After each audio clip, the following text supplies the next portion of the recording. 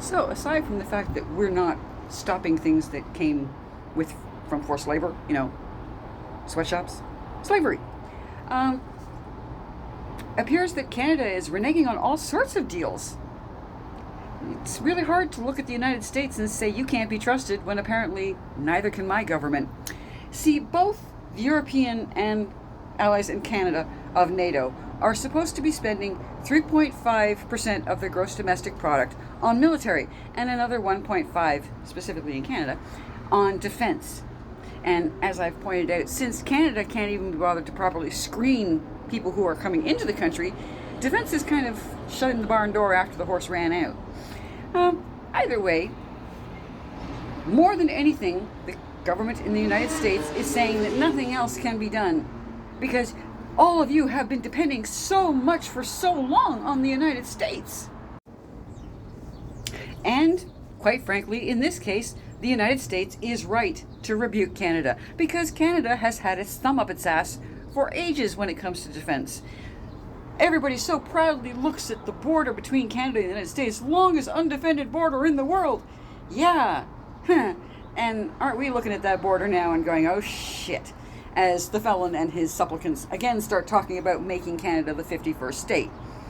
However, Canada is supposed to make these arrangements, and they can't seem to be bothered. They can't do anything about the defense infrastructure. They can't do anything about, well, no, we did put a thing out saying that we're going to spend billions on planes, and they'll arrive in, I think, 5 years. And there's no way the United States is going to accept it. And also, don't forget, the United States is pissed off because Canada won't buy their planes from the United States. And that is fueling them saying, hey, you got to keep your end of the deal. And as I started to mention, the United States loves to say, oh, you have been depending on us for so long. But you know what? The United States wanted it that way. The United States has gone out of its way since the Second World War to force itself in every other country's business and try to make itself indispensable to the planet. Well, congratulations. Now you've got a bloated felon that's a selfish piece of shit running your country, and as far as it's concerned, if it's not going to profit the felon or the felon's family, it means nothing. I mean, we're talking about someone who destroys landmarks, breaks the law routinely. Why? Because his widow ego says he's got to.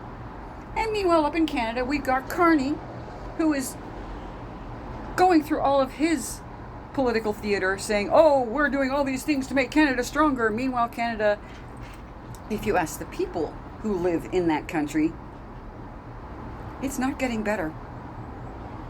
And when I look down to Michigan and see a city saying, you can't ring your church bells because there's more Muslims now than there are Christians, and we don't want the Christian bells to be louder than any mosques, loudspeakers screaming, calling everybody to prayer, and then turning around and claiming that Muslims in the United States don't want Sharia law to be implemented there.